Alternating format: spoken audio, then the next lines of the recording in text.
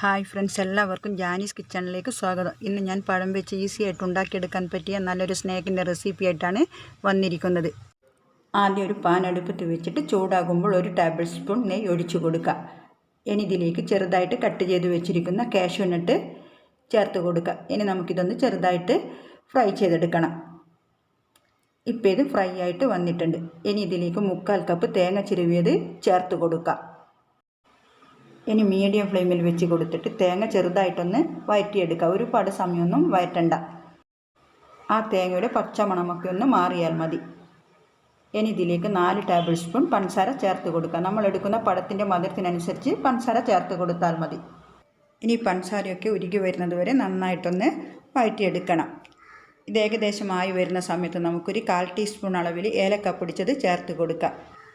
എന്നിട്ട് ഇതെല്ലാം നല്ലതുപോലെ ഒന്ന് മിക്സ് ചെയ്തെടുത്തതിന് ശേഷം നമുക്ക് ഫ്ലെയിം ഓഫ് ചെയ്യാം. ഇനി ഇത് ചൂടാറാനായിട്ട് മാറ്റി വെക്കാം. ഇനി ഇതിലേക്ക് വേണ്ടത് നേന്ത്രപ്പഴമാണ്. ഞാനിപ്പോൾ ഇവിടെ 2 നേന്ത്രപ്പഴം ആവിയിൽ വെച്ച് പുഴുങ്ങിയെടുത്തിട്ടുണ്ട്. ഇനി നമുക്കിത് പോർക്ക് വെച്ചോ അല്ലെങ്കിൽ കൈ വെച്ചോ നന്നായിട്ട് ഇതൊന്ന് ഉടച്ചെടുക്കണം. ഇതിപ്പോൾ നന്നായിട്ട് ഉടച്ചെടുത്തിട്ടുണ്ട്. ഇനി ഇതിലേക്ക് നേരത്തെ റെഡിയാക്കി വെച്ചിട്ടുള്ള തേങ്ങയുടെ കൂട്ട് ചേർത്ത് കൊടുക്കുക. എന്നിട്ട് നമുക്ക് കൈ വെച്ച് നന്നായിട്ടൊന്ന് കുഴച്ചെടുക്കാം. ഇനി നമുക്കിതിൽ നിന്ന് കുറച്ചെടുത്ത് ചെറിയ ചെറിയ ബോൾസാക്കി നമുക്കിഷ്ടമുള്ള ഷേപ്പിലാക്കി എടുക്കാം. ഞാനിപ്പോൾ ഈ ഒരു ഷേപ്പിലാക്കി എടുത്തിട്ടുണ്ട്. ഇനി നമുക്ക് ബാക്കിയുള്ള മാവ് ഇതേപോലെ തന്നെ റെഡിയാക്കി എടുക്കാം. ഇനി നമുക്കിതെല്ലാം നന്നായിട്ടൊന്ന് കോട്ട് ചെയ്തെടുക്കുകയാണ് വേണ്ടത്. അതിനായിട്ട് ഒരു ബൗളിലേക്ക് 1/4 കപ്പ് മൈദ ഇട്ട് കൊടുക്കാം.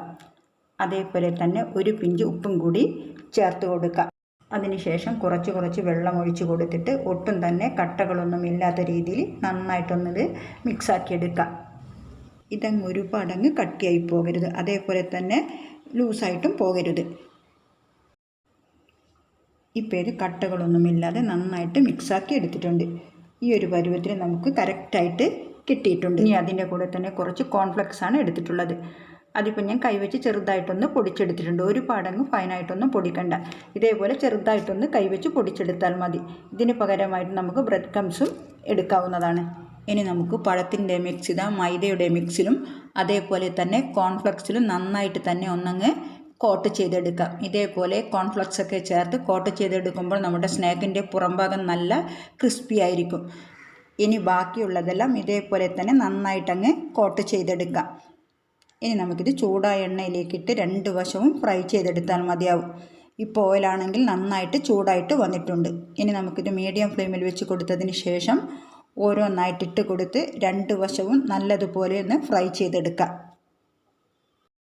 ഇതേപോലെ ഒരു വശം റെഡിയായി കഴിയുമ്പോൾ നമുക്ക് മറിച്ചിട്ട് കൊടുത്ത് 2 വശവും നന്നായിട്ട് ഫ്രൈ ചെയ്തെടുക്കാം. ഈ വീഡിയോ കാണുന്ന സമയത്ത് ഇഷ്ടമായ ലൈക്ക് ചെയ്യാനും ഷെയർ ചെയ്യാനൊന്നും മറക്കല്ലേ. പിന്നെ നമ്മുടെ ചാനൽ ഒന്ന് സബ്സ്ക്രൈബ് ചെയ്ത് സപ്പോർട്ട് ചെയ്യാനും മറക്കരുത്. ഇപ്പം 2 വശവും നല്ല ഫ്രൈ ആയിട്ട് വന്നിട്ടുണ്ട്. ഇനി നമുക്കിത് എണ്ണയിൽ നിന്നും കോരിയെടുക്കാവുന്നതാണ്. ഇനി ഇതേപോലെ തന്നെ ബാക്കിയുള്ളതും ഫ്രൈ ചെയ്തെടുക്കാം. അപ്പോൾ നമ്മുടെ നല്ല ടേസ്റ്റി ആയിട്ടുള്ള സ്നാക്ക് ഇവിടെ റെഡി ആയിട്ടുണ്ട്. ഇതെല്ലാവരും ഒന്ന് ട്രൈ ചെയ്ത് നോക്കുക. ഇനി നമുക്ക് അടുത്ത ദിവസം മറ്റൊരു റെസിപ്പിയുമായിട്ട് വീണ്ടും കാണാം. Okay, thank you.